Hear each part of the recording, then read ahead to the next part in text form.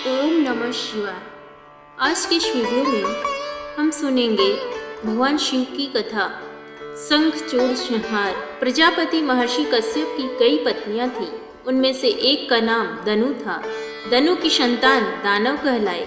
उसी दनु के बड़े पुत्र का नाम दंभ था। दंभ बहुत ही सदाचारी और धार्मिक प्रवृत्ति का था। अन्य दानवों की भांति उनमें न तो ईर्ष्या ही थी और न ही देवताओं से विद्वेष भावना।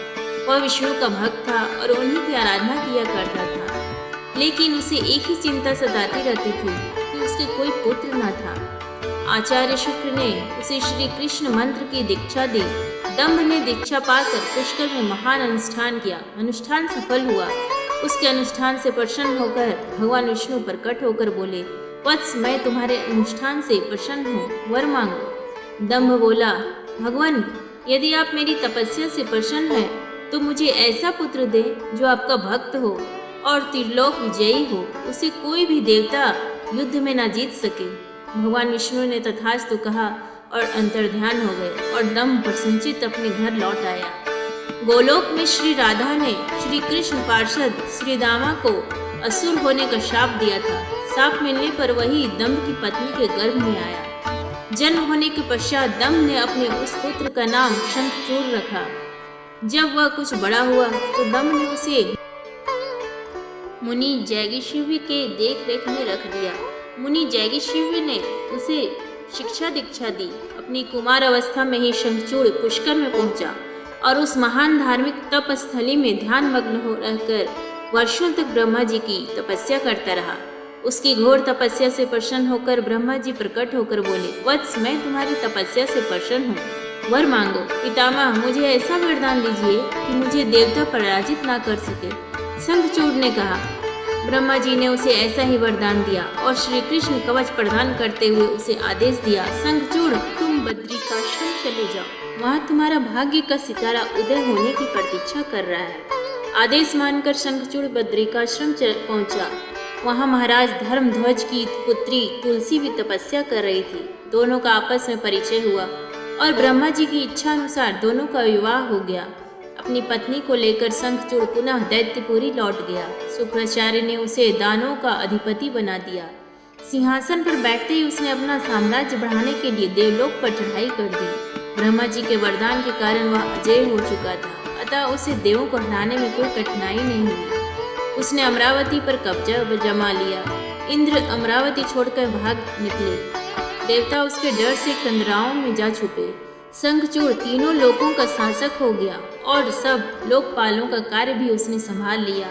उसने अपनी प्रजा की भलाई के लिए अनेक कार्य किए। प्रजा उससे बहुत प्रसन्न थी। सर्वत्र सुख और शांति थी, क्योंकि शंखचूड़ स्वयं भी कृष्ण भक्त था। अतः उसकी प्रजा भी भगवान कृष्ण का पूरी आस्था रखने लगी। उसके राज्य से अधर्म का नाश हो गया। प्रजा इंद्र और देवताओं को भूलने लगी। इससे देवताओं को बहुत क्षोभ हुआ। इंद्र पितामह ब्रह्मा के पास पहुंचकर बोले, पितामह, आपने शंखचूड़ को अभय होने का वरदान देकर उसे निरंकुश बना दिया है। वह अमरावती पर कब्जा जमाए बैठा है। देवता दर दर की ठोकरें खा रहे हैं।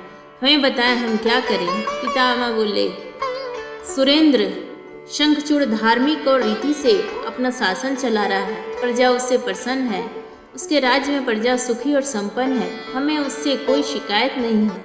इंद्र बोले, यह सब तो ठीक है पितामह, लेकिन क्या हम यूं ही भटकते रहेंगे? आखिर अमरावती तो है देवताओं का ही। पितामह बोले, अवश्य है, किंतु शंखचूड़ ने तुम्हें युद्ध में पराजित करके उसे प्राप्त किया है। उसने तुम्हारी प्रजा को भी कोई कष्ट नहीं पहुंचाया है। सिर्फ सिंहासनों का ही फेरबदल हुआ है ना? इंद्र बोला, लेकिन पितामह, हम आपकी संतान हैं। क्या आप चाहेंगे कि आपकी संतानें यूं ही दर बदर भटकते रहें? कुछ उपाय कीजिए पितामह। पितामह बोले, मैं इसमें कुछ नहीं कर सकता देवेंद्र। जब तक शंखचूड़ के भाग्य में अमरावती का ऐश्वर्य भोगना है, वह भोगेगा ही। तुम भगवान विष्णु के पास चले जाओ, वे अवश्य कोई उपाय तुम्हें सुझा देंगे। वहाँ से निराश होकर इंद्र श्री विष्णु के पास पहुँचा और उनकी स्तुति करके बोला, भगवान, देवता इस समय भारी संकट में है।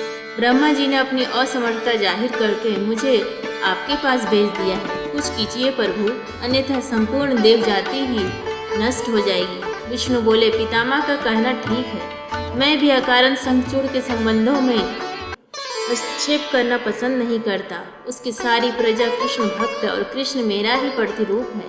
मैं अपने भक्त पर कभी कष्ट होने नहीं देख सकता। लेकिन निराश होने की आवश्यकता नहीं है सुरराज। तुम भगवान शिव के पास चले जाओ और उन्हीं से कोई उपाय पूछो। वे अवश्य तुम्हारे कष्ट का निवारण कर देंगे। विष्णु की बात सुनकर इंद्र निराश भाव से बैकुंठ से निकल आया। अंत में वह भगवान शिव के पास कैलाश पर्वत जाकर शिवलोक पहुंचा और भगवान शिव की स्तुति करके अपने आने का प्रयोजन बताया।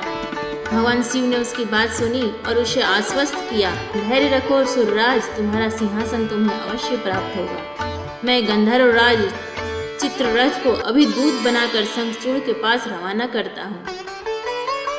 शिव जी के आदेशानुसार गंधर्व राज चित्ररथ शंखचूड़ की राजधानी पहुंचा। उस समय शंखचूड़ अपने सिंहासन पर विराजमान था। चित्ररथ ने उसका अभिवादन करने के पश्चात अपने आने का कारण बताया। दैत्यराज, मैं गंधर्व राज चित्ररथ हूँ और भगवान शिव का एक संदेश लेकर आपके पास आया हूँ। यह सुनकर शंखचूड़ के चेहरे पर आश्चर्य झलक आया। शिव के दूत के सामने पाकर वह सिंहासन से उठकर बोला, मेरा अहोभाग्य है कि भगवान शिव ने मुझे अब किसी योग्य समझा। अब संदेश सुनाइए।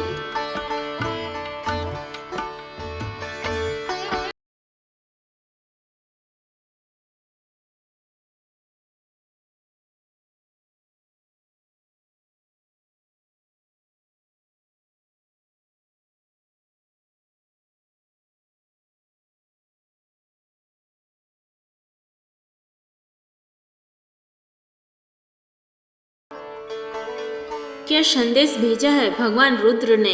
गंधर्वराज बोला, दैत्यराज, भगवान शिव का संदेश है कि तुम देवताओं का राज्य उन्हें वापस लौटा दो और उनकी अधिकार उन्हें दे दो। भगवान शिव ने देवों को अभय होने का वचन दिया है। शंखचूड़ बोला, गंधर्वराज, भगवान शिव से मेरा प्रणाम कहना और उनसे कह देना कि शंखचूड़ के हृदय में आपके लिए बहुत ही ज्यादा श्रद्धा है। परंतु यदि उन्होंने इंद्र के बहकावे में आकर मुझे दंडित करने का निश्चय किया तो मैं भी उनकी बात नहीं मानूंगा और उनसे भी युद्ध करने के लिए तैयार हो जाऊंगा। चित्ररथ वापस लौटा और उसने भगवान शंकर को शंखचूड़ का उत्तर सुनाया। यह सुनकर शिव क्रोधित हो गए और अपने गणों को युद्ध का आदेश दे दिया। उधर शंखचूड़ ने अपने पुत्र का अभिषेक कर उसे दानवाधिपति बना दिया और अपनी पत्नी से बोला, मैंने युद्ध स्वीकार कर लिया है देवी, ईश्वर करे युद्ध में हमारी विजय हो। अब मुझे अनुमति दो, मेरी सेनाएं तैयार हैं। शंखचूड़ अपनी सेनाएं लेकर युद्ध भूमि में जा पहुंचा। दोनों सेनाएं गोमत्रक पर्वत के समीप एक दूसरे के आमने सामने आ खड़ी हुई। भगवान शिव ने शंखचूड़ के पास एक बार फिर संदेश भेजा कि वह नादानी ना करे और युद्ध से दूर रहकर उनकी बात मान ले। किंतु शंखचूड़ न माना और दोनों सेनाओं में घनघोर युद्ध छिड़ गया। भगवान शिव और शंखचूड़ आमने सामने डट गए।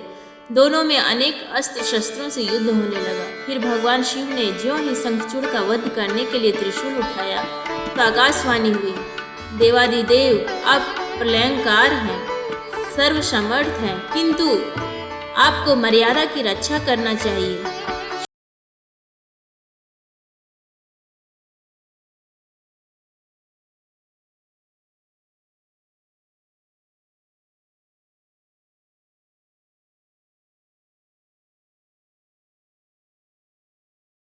कि पतिव्रता पत्नी मौजूद है तब तक उस पर बुढ़ापा नहीं आ सकता और ना ही उसकी मृत्यु हो सकती है। आकाशवाणी के खत्म होते ही शिव का त्रिशूल अपने आप रुक गया। तभी भगवान विष्णु प्रकट हुए।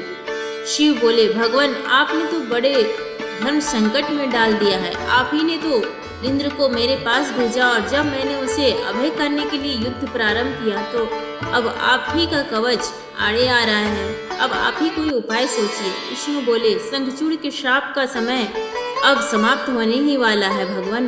अब इसे असुर योनि से मुक्ति करके गोलोक भेजना पड़ेगा। यह कृष्ण भक्त है और कृष्ण मेरा ही प्रतिरूप है, अतः इसे वापस गोलोक में भेजना होगा।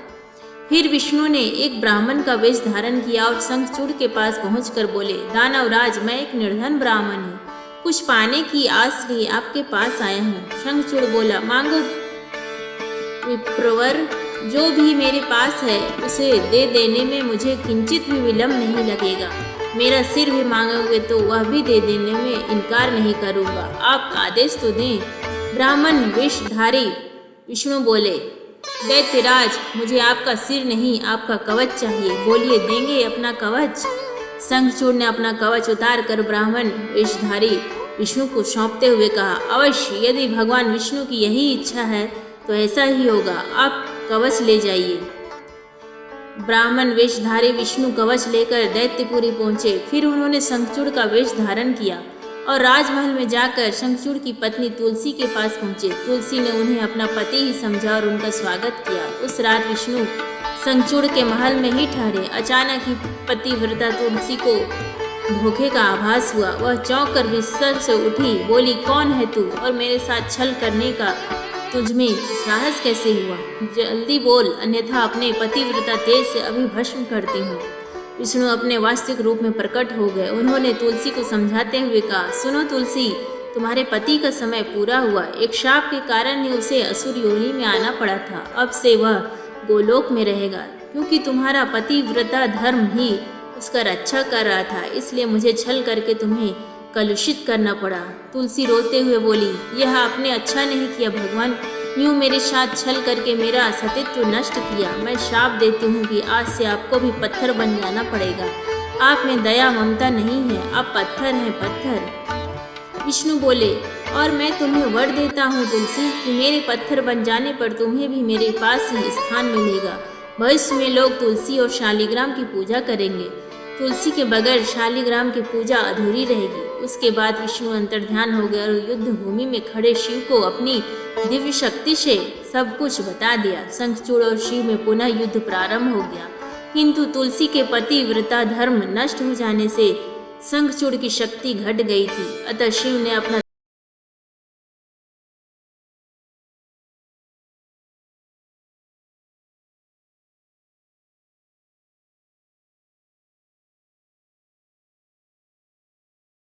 बिजलियां एक साथ कौंध गईं, चारों दिशाएं कांप उठी और देखते ही देखते शंखचूड़ धरती पर जा गिरा। गिरते ही उसके प्राण पखेरु उड़ गए। शाप से मुक्ति मिलते ही श्रीदामा गोलोक जा पहुंचा। उसकी भस्म से एक शंख प्रकट हुआ, जो कालांतर में भगवान शिव के हाथों की शोभा बनी। देवताओं ने शिव की जय जयकार की और इंद्र को अपना सिंहासन पुनः प्राप्त हो गया। भक्तों, अगर आपको छोटी सी कहानी पसंद आई है तो वीडियो को लाइक, शेयर और सब्सक्राइब करना ना भूलें।